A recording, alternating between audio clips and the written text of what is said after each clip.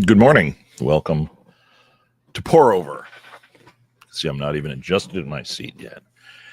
I'm Rob Southgate. Those of you that don't know, that's the Rob Southgate from the title. That's me. So here we are for a Saturday morning hangout, drink some coffee, chat. I didn't know what day it was. This happens. I was sitting here watching Almost Famous with Maeve and hanging out and, folding laundry. And I said,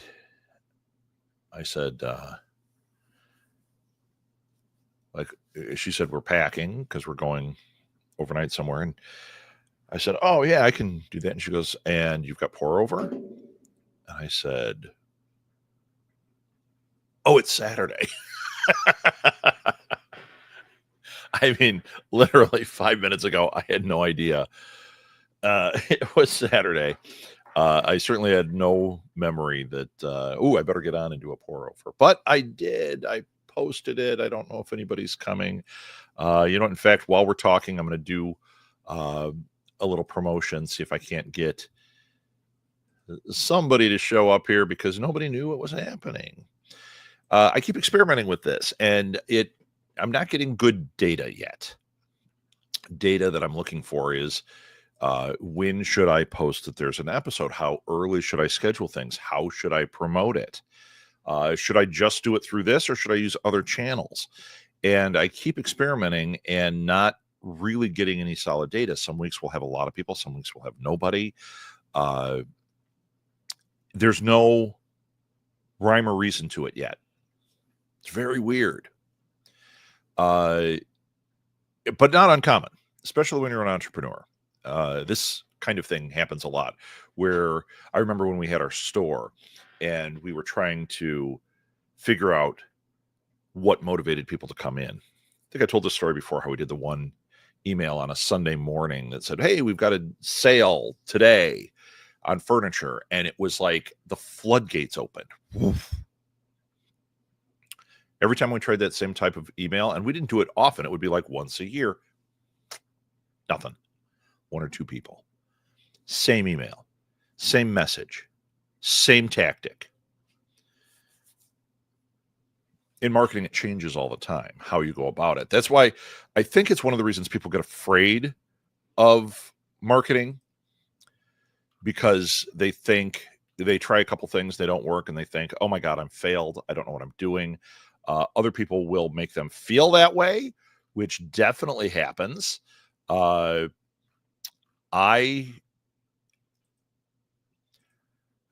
think what people at a base level don't understand is there are no sure things. There are a lot of trial and error things. It's a lot of trial and error. I am not eloquent yet. Trust me, 5 minutes ago, I didn't know what day it was. So, yeah. I'm putting on here that I'm going. Now I can hit invite and see what happens. See if we get anybody that comes and joins us. Send invitations. They'll say, wait, it's going on now. You didn't send this out. I keep experimenting. I'm trying to figure out when, where, all that kind of stuff. Today I did last minute, not on purpose, but it is a test. It's a way to see, if suddenly we have 9 people show up, then I know, okay, don't schedule too early. Just be consistent. Do Saturday mornings and let it be. I think there was a song with that name. I'm going to say, yeah, there was. So I do have a topic I wanted to talk about today. I don't know if I want to jump into it right away because we don't really have anybody here yet. But I am going to take a moment to invite some people and see if that does anything. I had one viewer, probably my mom. She likes to lurk, and she bailed because I was probably boring her. Okay. That's all right. I will. I think I will jump into what the topic is, unless anybody has anything they want to start us off with. There we go. I just sent some more invitations. Let's see. Who knows? Who knows? We'll see, go to the comments too and see if we get any comments. So, Chelsea, you're here. Hey, if nothing else, you and I can talk.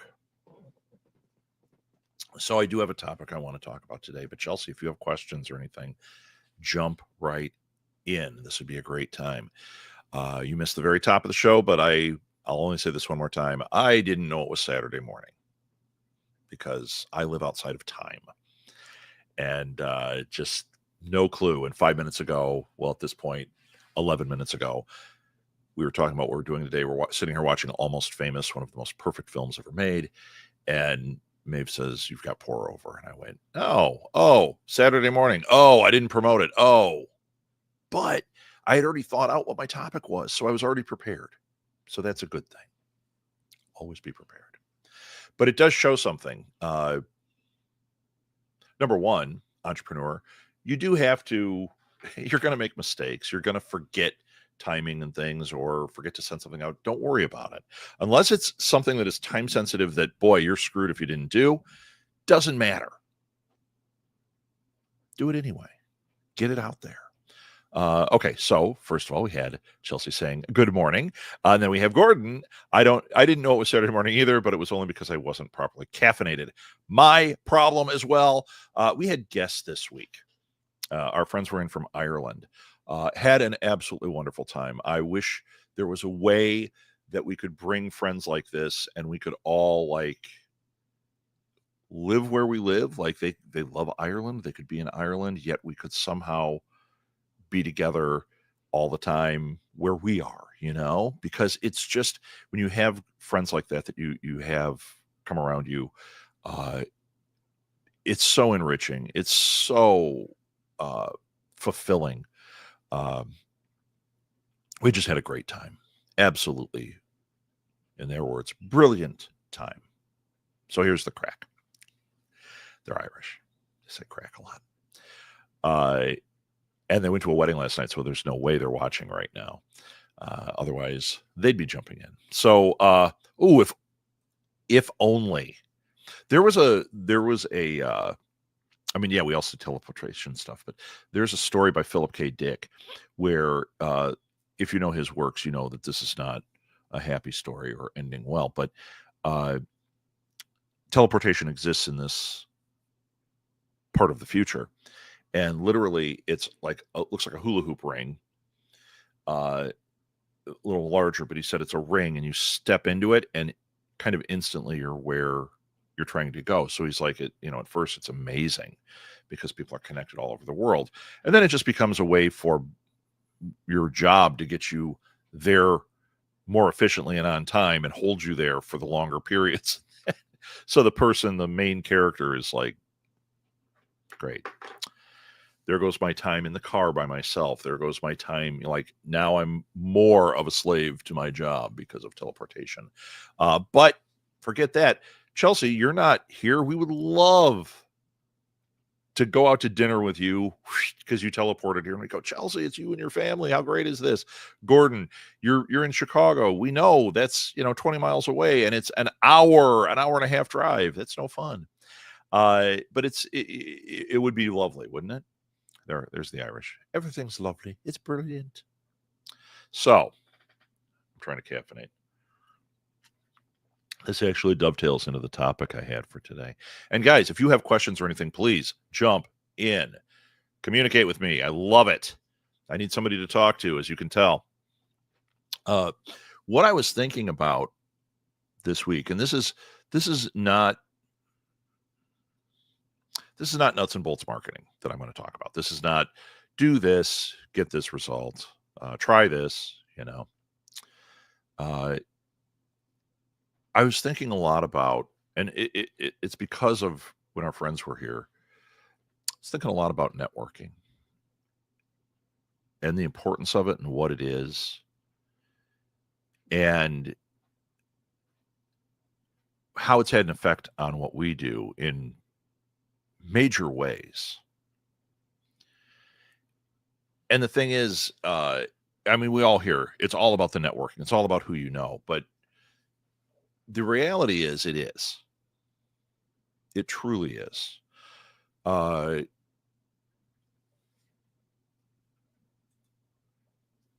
is hard for me. Okay, Chelsea, I'm gonna talk about this because it shouldn't be. Yeah, I understand. I understand. Believe me. When you go to a networking event, that might be the thing that is the hardest. Go with your cards, walk up to people. Hey, here's what I do, and they say, "Hey, here's what I do." And guess what? You're both really motivated by trying to get the other person to hire you, or it's very it's going to be the wrong word, but it's very egocentric. It's the wrong word for it. But it is when you go to those. I think the reason we ripple at it is it feels like it's only about us, and that's where that egocentricity becomes. I am just not caffeinated enough. Where that becomes the rub for some of us. So I've gone to some networking events, walked in with cards, and you feel like you're swimming and everybody else knows what they're doing and everyone else knows what to say. And the ones you start learning, the ones that are just standing there talking to you, you're probably not getting anything off of them and they're not getting anything off of you, but they're the people you want to talk to. The ones that are there networking are usually insurance people, and they drive you crazy. I mean, the last one I went to, this woman that owned an insurance company would not leave me alone. And I'm like, I don't have a business that needs insurance. What about you personally? I have insurance. What about that? Like, they would not. And then they were like, giving me cards and slipping it into my bag and all that. And I'm like, good Lord, that's not networking. Chinto, never been to a networking event. Is it worth it? Going to answer that question. And then Gordon, networking has always been tough for me, but I think I've cracked the code. I shifted from "you can help me this way" to asking, "how can I help you?" That usually helps separate the solid professionals from the pitch slappers. You are so right. In fact, I'm going to show you guys a book.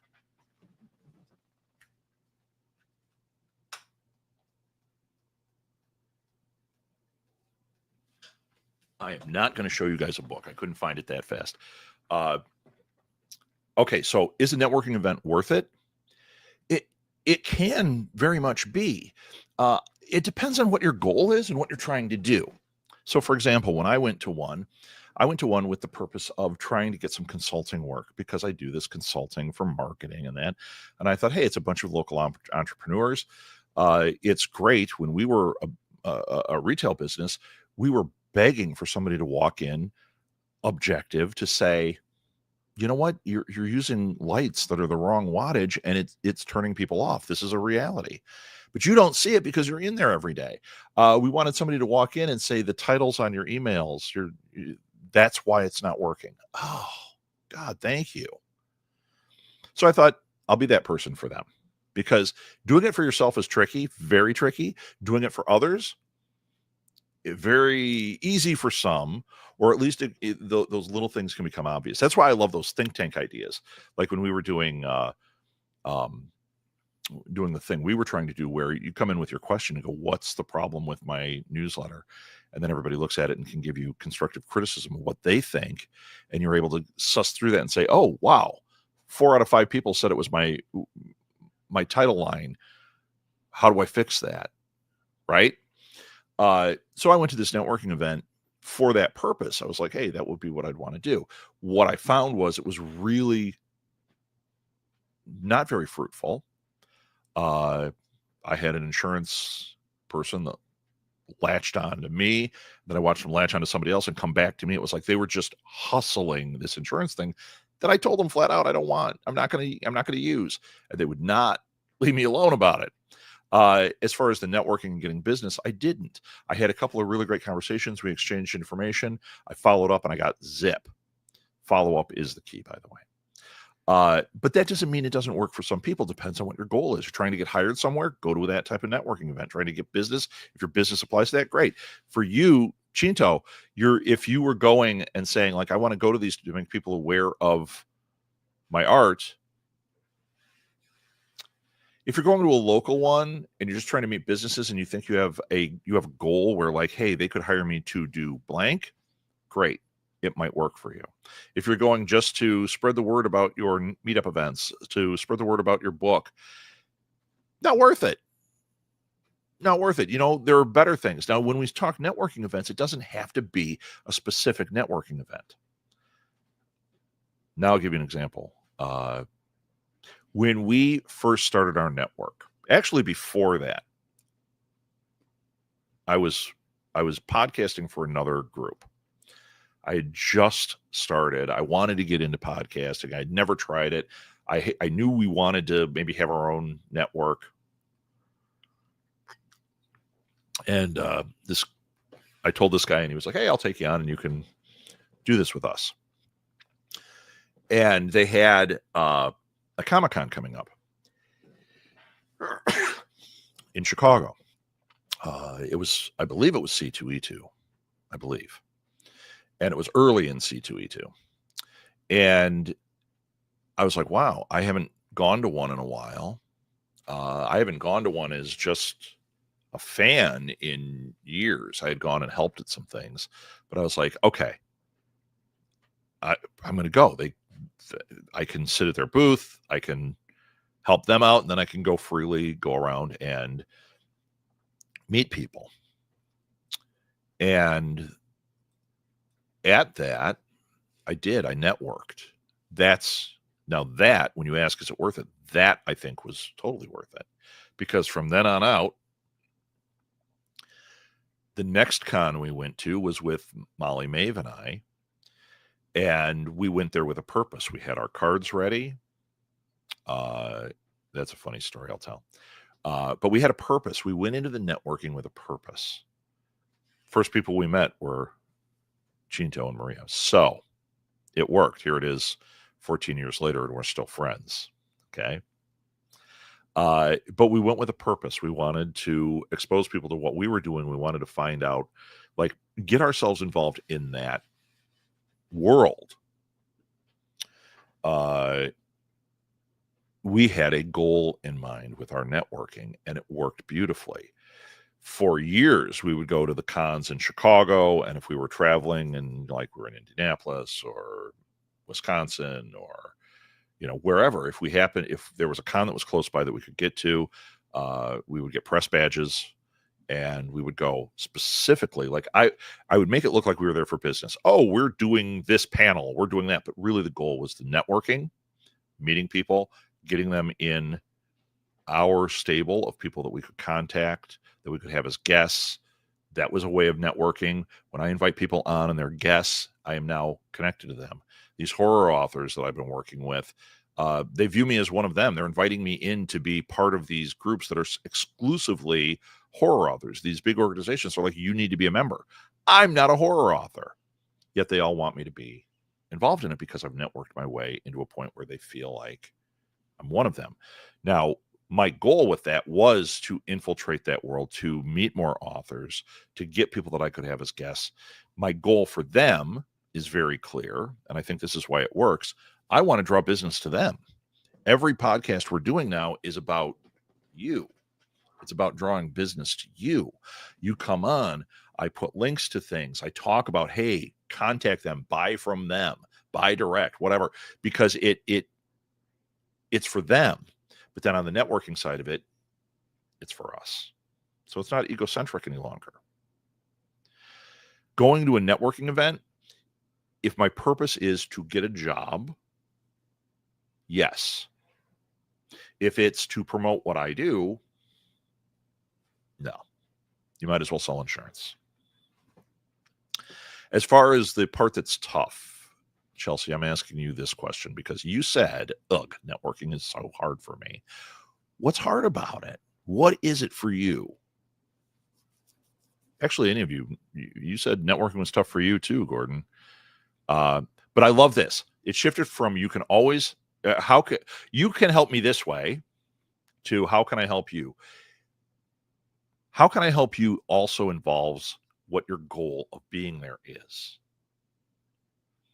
If your goal is to get yourself hired to do X, you saying, what can I do for you? They have to understand what you do with that question. And that works really well.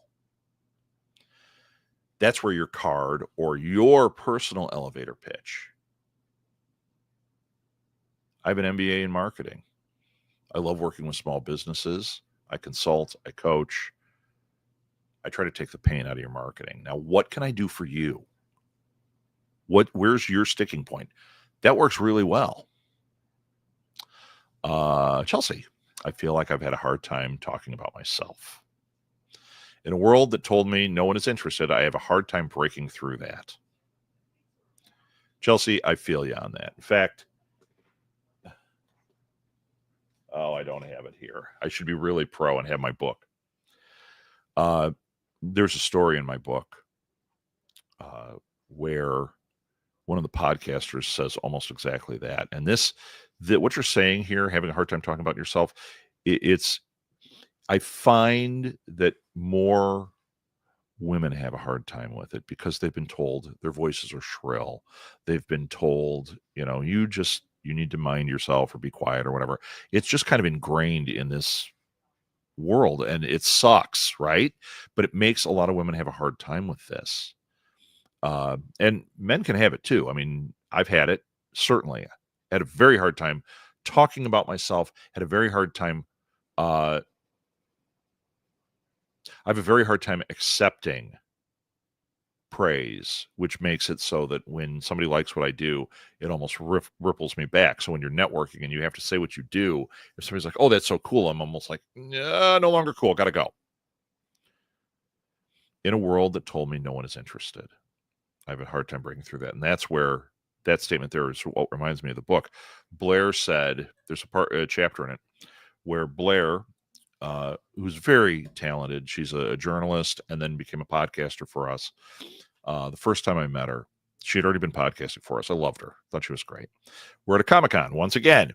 And she was going to be in Chicago for that. So I remember I'm walking down the hallway and she comes around the corner and immediately we knew who each other was. She comes running up to me and she's like, "Oh my God, I get to meet you in person." Right. And I said, "Oh my God, you're Blair. This is so great." And she says, and this is in her chapter in our book where she talks about it. She says, "I'm going to have to quit." What? And she said, I can't do this. She goes, It's really difficult putting yourself out there like that." And she said, somebody wrote a comment that said my voice was shrill. They hated how I spoke. They didn't like it. And she said, "They're right. I need to stop." That's the message a lot of women get. Be quiet. You're too loud. You're too shrill, which is bull. And I might sound like a jerk at this moment, but it was all out of love. I said to her, "Okay, Blair, well, if you're going to quit, you're going to quit." But I said, "Remember, that's one person saying that, and it's consuming your thoughts." I said, "Let's get real for a second. You're podcasting for our network. You've been doing it for 6 months or whatever." I said, "There's one negative, and there's been a bunch of positive." And she goes, "I know, don't read the comments." I said, "No, it's more than that." I said, "Whose opinion matters about this, about you putting yourself out there?" She goes, "I know what you're going to say." I said, "Well, tell me whose opinion matters." She says, "Mine." I said, "No, that's not." So I don't care about your opinion. It's mine because I'm the one who's saying, "I think you're great. I want you to have a show on our network," and I'm happy. And my wife listens and says, "You're great. I'm happy." So whose opinion matters? Ours. So if you want to quit because one person said they didn't like it, I mean, I'm sorry. I'm sorry that they've done that to you because I think you're great. And that's it. You want to remember that. You want to remember that, Chelsea. Like, I think you're great. Truthfully, I know, Chelsea. You could talk to me all day about you. I'm going to be interested. You networking, going in and saying, owning it. Like, you've been doing a lot of marketing stuff. You could say, "I work in marketing," because you do. "Oh, what do you do?" "Well, I do blank, blank, blank, blank." You can own it. And there's nothing wrong with that because Erica believes in you, or she wouldn't be talking to you about doing marketing. I believe in you. I trust you. I've met in person. You need to think about that. Everyone else's opinion doesn't matter. I go through the same thing. I think that's where imposter syndrome comes in too. And that's where you go to networking events and it's really hard because, but you know what? You got to remember there's one person that believes in you that knows, and everyone else might be wrong until they get proven they're wrong. Okay. Let's go to this because I think I went off on a thing. But Chelsea, I know you have a hard time talking about yourself. You're reserved. But don't be afraid to use your voice. Don't be afraid to own. You're a fantastic writer. You do great with marketing. I mean, I'm totally impressed. Yeah, you may not know everything. I don't know everything. We're learning all the time. All the time. And anyone that makes it seem like you're lesser than or that they know more, well, they might have that little bit of knowledge, but as soon as it's shared with you, you have the same knowledge. Your cup is as full as theirs. So it doesn't matter. Going to a networking event, you might be out of your element. Going to a convention, talking to other writers, suddenly you're there. We built our whole business on going to Artist Alley and walking through and meeting people in Artist Alley. And what did that do? We made friends, like real friends out of that.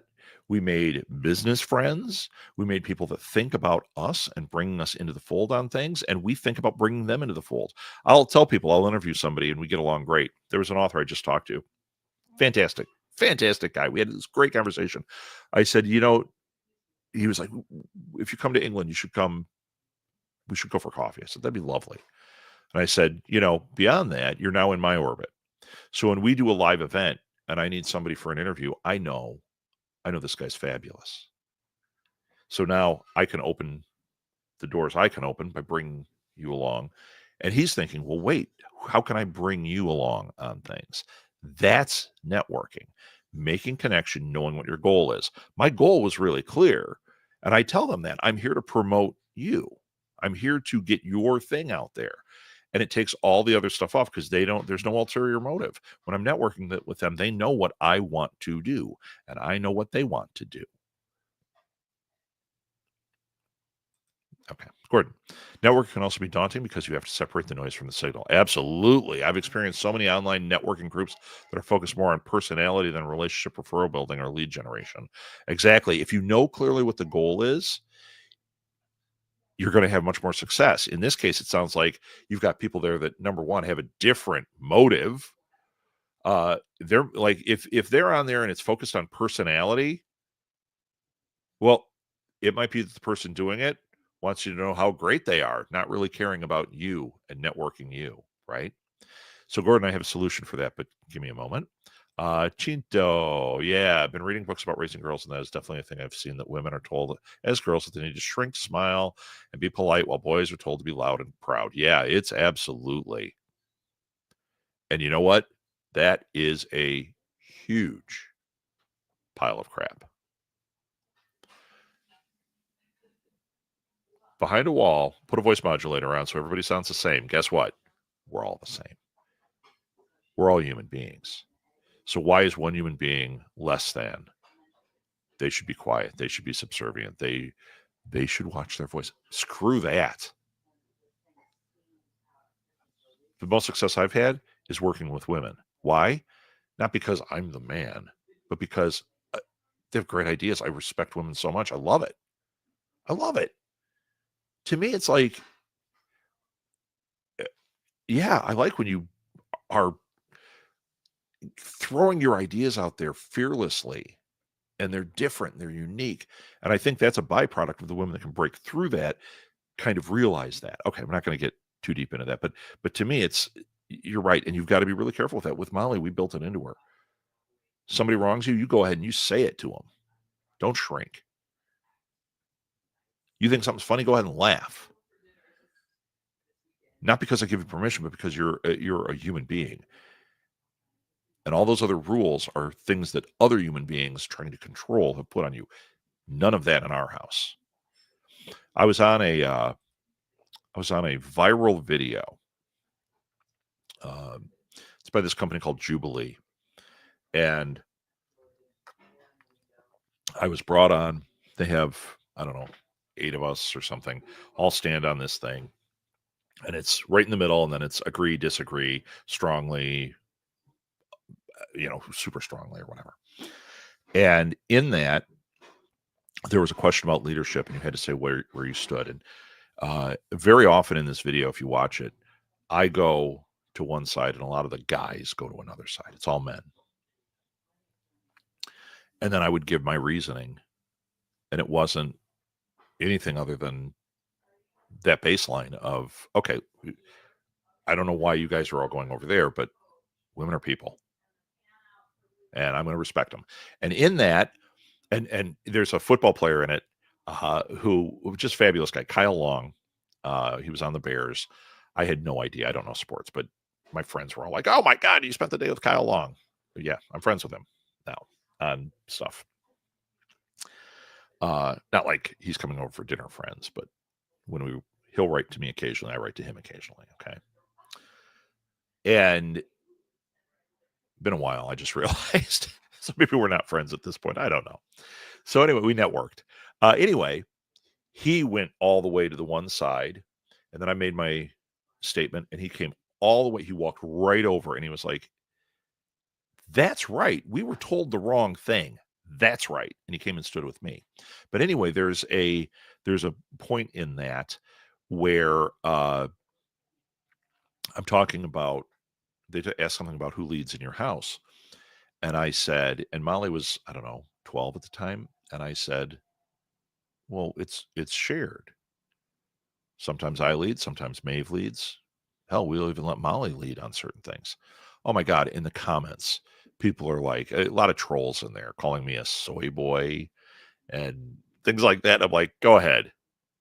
Because I'm the oldest guy on there. I have maturity, and I also am enlightened.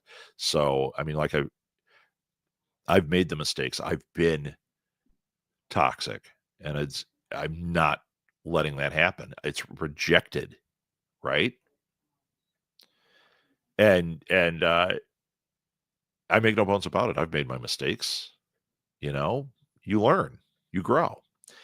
And when they said the thing about when I said the thing about Molly leading, how could you let a little kid lead? Blah blah blah. And I was like, you know what? Because she's smart, she has a voice. She at 12 years old, she could say to us something, and we would take it seriously. If it was something that I mean, there are things that she did that we said, you're right. We need to go this direction because of your thought, with full respect. That's the key. So, Chelsea, when you feel that way, know that I don't feel that way about you. And just remember, I don't feel that way about you. So go and be bold. Be you. Be this amazing, intelligent person that deserves their seat at the table. And if anyone tells you it's less than, they're an idiot. Okay. It's tough getting up and down off this soapbox. Pierre, sometimes telling people how much they mean to you helps to bolster confidence as a podcaster. Yeah. Or as a human being, or as whatever. You know what? I'm gonna point that one out. Sometimes telling people how much they mean to you helps to bolster confidence as a podcaster. It's as a human. It's in everything. We went to my friend's son's graduation, and it's a friend that I've had for a long time. We never get to see each other. It's just in passing here and there. But really, I consider him one of my best friends. And you never know how they feel, if they feel that same way. But it's okay, because you have friends that are, they have space in your head that you think, wow, they've been important to me. But maybe you weren't as important as a friend to them. You're friends, but you don't have the same space in their head, which is okay. They're not saying you're not a friend. They're just like, degrees, right? You're not what is the Scoville scale? You're not as hot a pepper in their head. Right.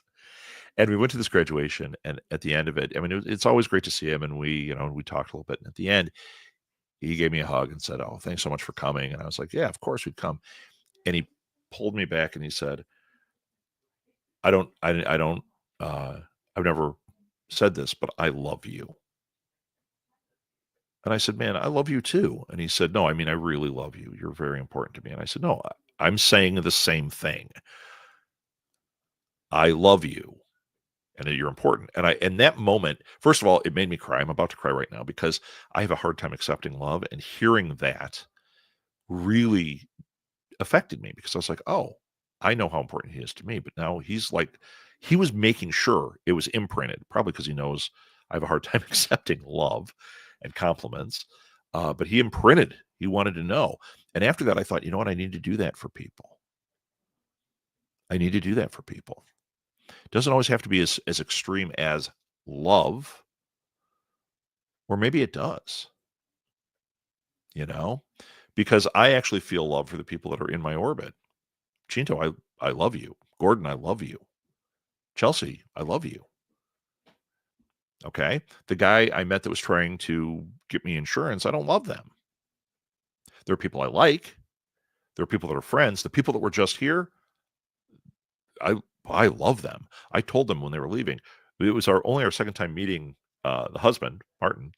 But I said when they were coming in, we had met him. We went to dinner when we were in Ireland with him. The first time we met him was her. You know, she'd been married to this guy for a while, but it was the first time we had seen each other in years. And Orla's like having a sister. We love her.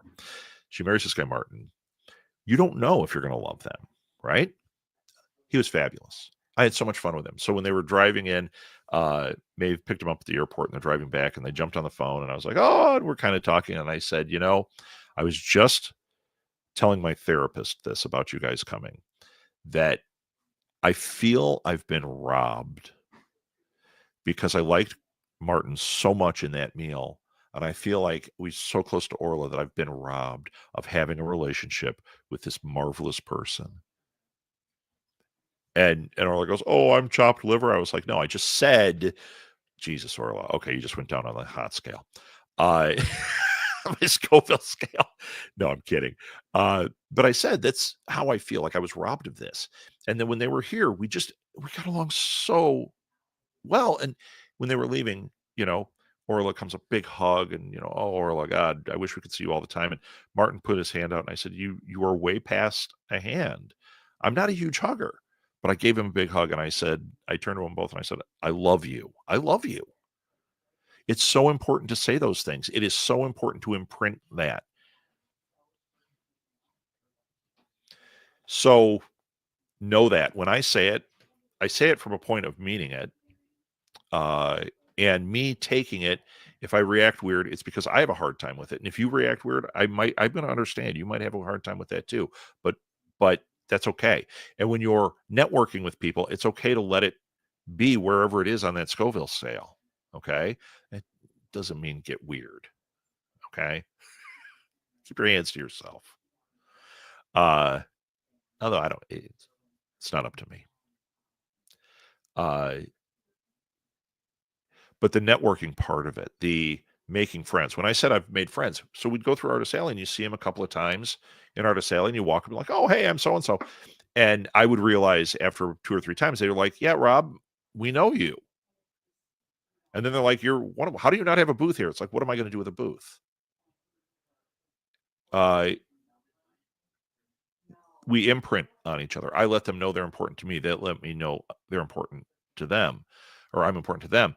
And just passerby networking, that's good too. But if it's somebody you find something that you believe in, they might be good. They might do something that you're like, wow, I think they're great at blank window washing, and this is a cool person. You make the effort to follow up and to recommend. The first couple times that they get a recommendation because of you, it changes things. That's effective networking.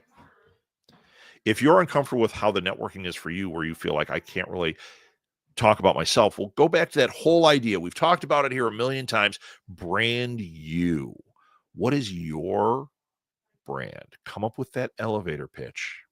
It doesn't have to be an elevator pitch. Come with that value statement about you.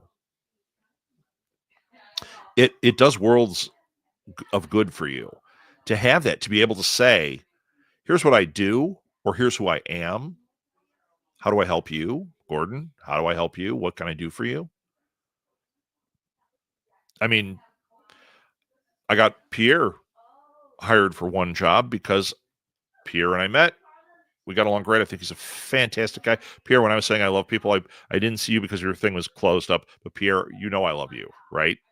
I love you, Pierre. And I know what Pierre does. I know how good he is at what he does. We stayed in contact. That's networking. It doesn't mean A runs to B immediately. It might be A runs to T. It takes time.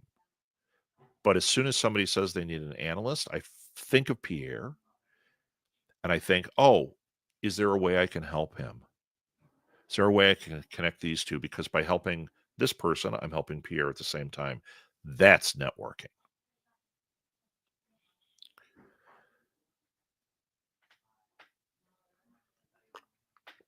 Chinto, you did it. You remembered Maeve and I. You had needed somebody to speak at your library. You didn't reach out like randomly, hey, I've heard of this and I know you do this. You reached out as a friend and you said, hey, I know you'd be really great. Can you come and do something at our library? Sure. Sure. Friend is asking. Right? Okay. I feel like I've been lecturing. What other questions do you guys have? Look at that. I just put up a new banner. So networking was the thing that I was concerned about today. I wanted to talk about how important it is, but also try to framework it, which I think I have.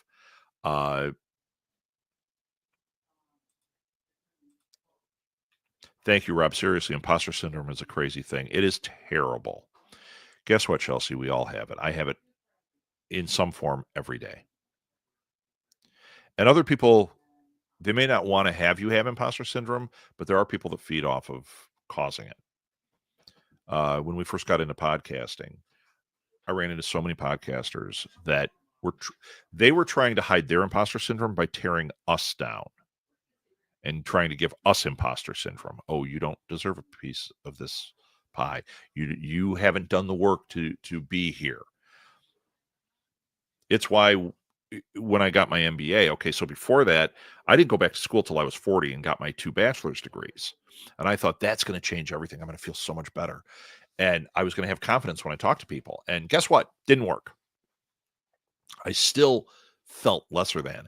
For me personally, it was getting the masters that made me go. I mean, I literally walked off the stage and went, okay, all the people with masters that tell me they're better than me, they might be, but I still have a master's. I still worked hard for it. I still got it.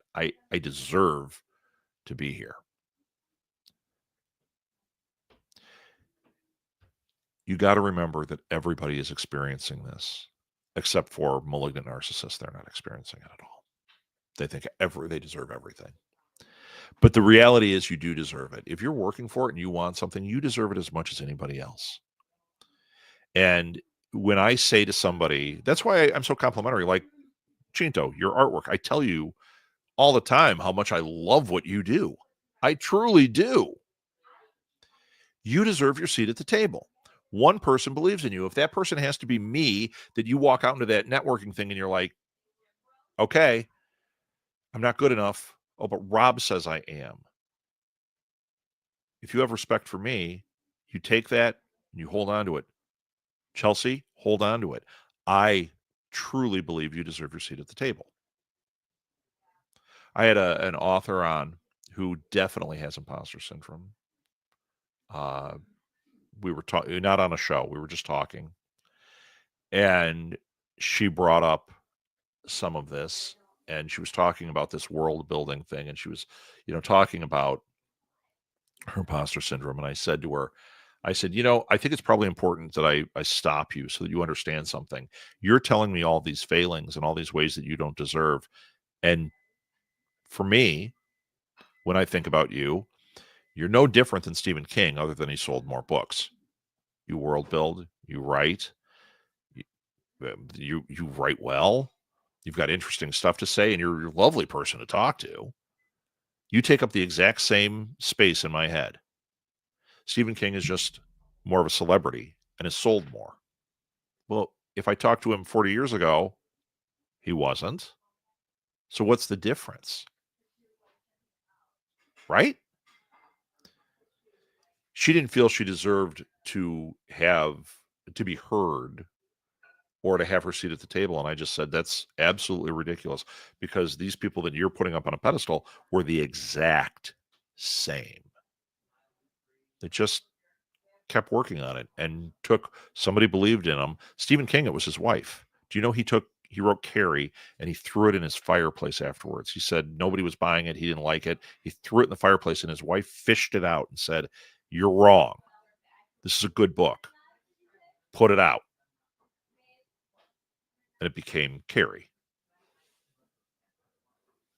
So Stephen King was an imposter. He did not feel that he deserved. He didn't think his writing was good enough. He didn't think he had what it took. He threw it in the fire, and his wife believed in him. And you go, well, that's his wife. Was it? Am I your friend Rob? Or am I somebody who's telling you honestly that I believe in you? I said it to our friend when he was here. He was asking about all sorts of stuff. Very inquisitive guy. And we got talking about something like this in this arena. And I was telling him how I have this standpoint that genius is everywhere. You're not better than the person next to you. You might have more education in a certain field. So yeah, you might have elevated thought on that, but that doesn't mean their ideas aren't just as good. I could sit here and tell you all day about, all these wonderful marketing things. And then somebody who has no training in it tells me one thing that rocks my world and goes, wait a minute, they're right. Their insight is 100% as valid as mine. I have a piece of paper that says mine has a certain degree of value, but the reality is they're a genius. They know what they're talking about. Now, if I were to talk to you guys about like skin grafting or architecture, I'm out of my depth. Does that mean I can't get there? No, we could all get there. But yeah, if I just all of a sudden said I'm an architect and started giving blueprints, now I'm an imposter. I'm going to hurt people. Or being a doctor, I'm an imposter. I'm going to hurt people. But at the same time, for just about everything else, if you do something and you're good at it and you're good at it, go ahead. Don't feel like an imposter. You're good. Okay.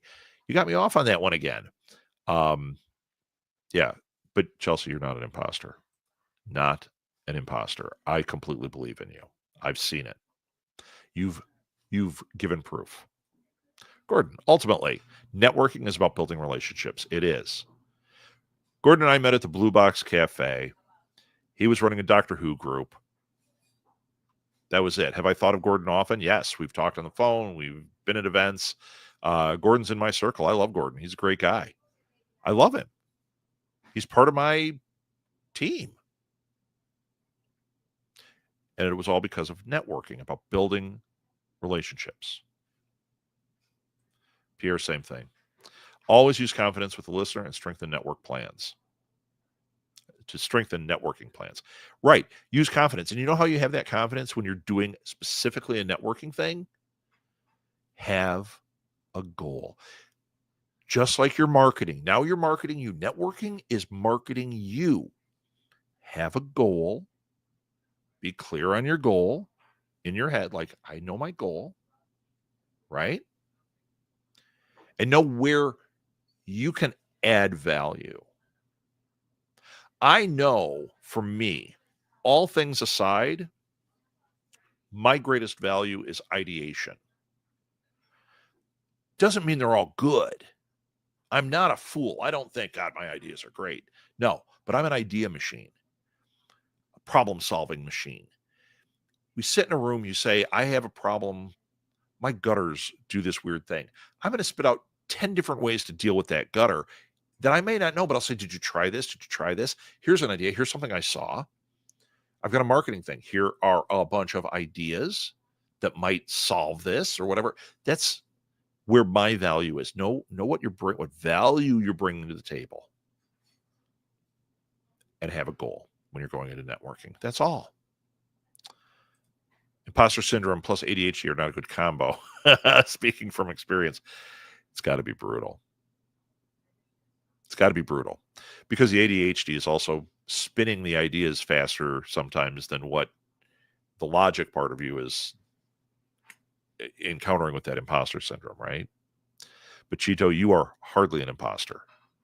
You are a pro. You are an impressive person. So when the ADHD is spinning faster than the part of you that's trying to get over the imposter syndrome, try to go back to the fact that, yeah,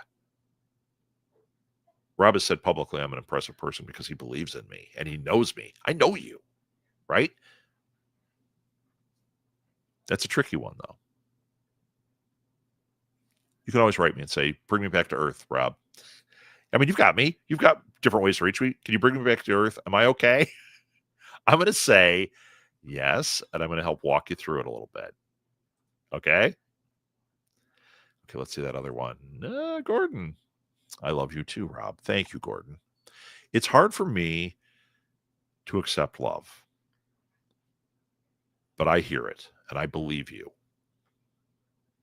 I believe you. Thank you, Gordon, because I do love you. I would tell you if I didn't.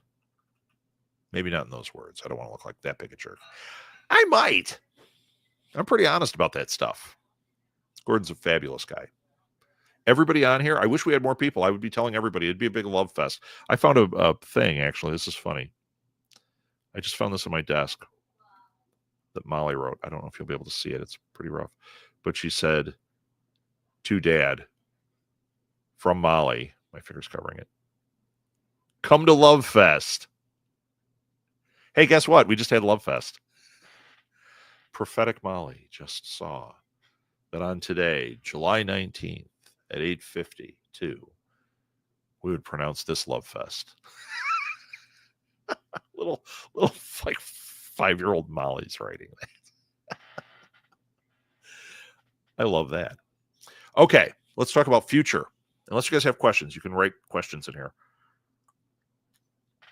But we're running out of time. We've got guests in the house again. Family. Want to make sure I'm up there with them. So, family in the house. Okay, so Thursday night, unless something drastic changes, and I can't find my phone to tell you if there's something changed already, we're doing pour over happy hour. I have not put the schedule on there. It's going to be the same as it was last time. So I don't remember if that's 5 o'clock Central. I think it is. But we're going to do happy hour. And like today we talked about networking. I think I'm going to have that one be very much an AMA. So I'll come in with some ideas, but if you have topics or questions, or you just want to hang out and spike your coffee or have regular coffee or have your water or whatever it is, Thursday night, right here, pour over happy hour. I told you I want to do this twice a month. This Thursday night, this coming Thursday night, is the second one this month. The last one was great. It was rousing. Nobody was there. The people that watched it afterwards, I had a lot of people write me and say how great because I'm awake. But they thought, oh man, the topic, everything was just so good. I'm going to try to bring that back. But I think Thursday nights are going to generally be this AMA, just chatting. And I tell you what, if you ever want to come on and be a guest, I can hit a button on here to add you as a live guest and talk. So you can guest, you can ask questions, you can do whatever. I would really love to get it there. So Thursday night. Okay, everybody, I'm going to end a little bit early so I can go have breakfast and be with our family. I love you guys. Know that I love you. When you go into your imposter mode, know that there is somebody out there that is not bound by love, that knows you, that says, no, I actually love you and I actually respect you and I believe in you. Every one of you, I do. There's more. I've been working on a brand new starting a new Instagram. So can't read. I just think I overdid the coffee for it. So it could be completely focused on this IP. So we shall see. Planning for this has been 5 months now in an action phase. Let's see how it goes. So what is it? Or can you release that yet? If you could release it, everybody's going to follow Chinto. If not, when you're ready to launch, that's what we're going to do. You're going to put your Instagrams in here. You're going to put your social medias in this thing. We're going to start with Chinto because he's got that. But let's start following each other. Let's get in conversation. Let's support each other, because that's another way over imposter syndrome. You know you're here. You know what you're doing. You know this group cares about each other. I can give you a great example real fast. I was having breakfast or lunch or something with Bruce, who's in here a lot, and he was talking about how he loves, his favorite thing is when I do this and interact. He's like, oh, God, I love it. And the funny thing is, he was naming all of you guys. He's like, you get people in there, you get Chelsea and Chinto. He's like, oh man, Gordon and Pierre, because I love all these people. He's like, I love reading what they're saying. He said, I really, want to know, like, when they tell what they do, like, I try to remember what they do. I'm like, that's networking. You're doing it virtually. That's how it works. And that's what he loved about this. So we're going to start supporting each other. So come with your, wherever you want people to follow you, and we're going to start putting it on here. I'll put it up on the screen. You have a Substack and you're like, hey, I'm trying to launch something. We'll put it up on here, and I'm going to encourage everybody to follow it. I'll come with mine too, because I forget to do mine. And then finally, Mesoamerican-based myths, but not ready to release it. I know what this project is. Yes, I am waiting. I am waiting, Chinto. It's going to be great. So when you're ready, we'll tell people. And, I'll be happy to be a guest on Pour Over anytime, Rob. Chelsea has been on twice.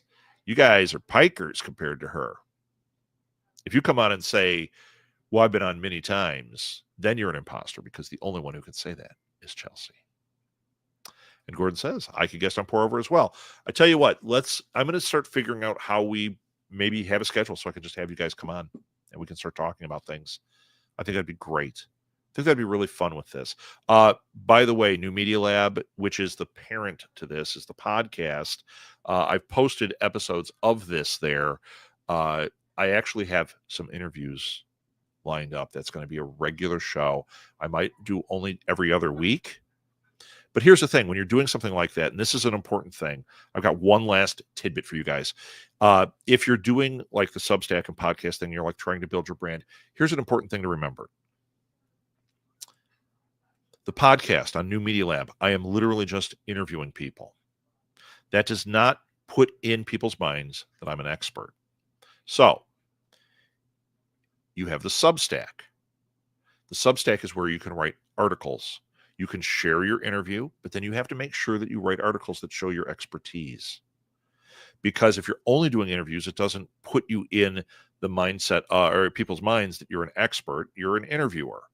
If you interview people, you have these great guests and you're sharing knowledge, and then you have a Substack or an episode like New Media Lab. I used to do it where I talked like this. I don't now. I do that here. And then this goes to New Media Lab. So people that watch Pour Over can see like, oh, he's got expertise in these areas, or he's sharing a lot of knowledge. And then on there, they can get knowledge from other people that we're gathering just from New Media Lab. It's a way to network. It's a way to share knowledge outside of you, which is vitally important, and gather knowledge for you. And then it's also a way, if you do this other thing, make a Substack where you share, make a podcast episode where you share, to build that expertise on your part too. And that's something we can talk about another time. But I want you guys to kind of think about that with what you do, because I talk a lot about having these outward things. I don't care what your business is. You want to make sure you're sharing knowledge, you're networking, and you're showing your expertise. And that is really going to build brand you. Okay, guys, love you. I mean it. Have a great weekend.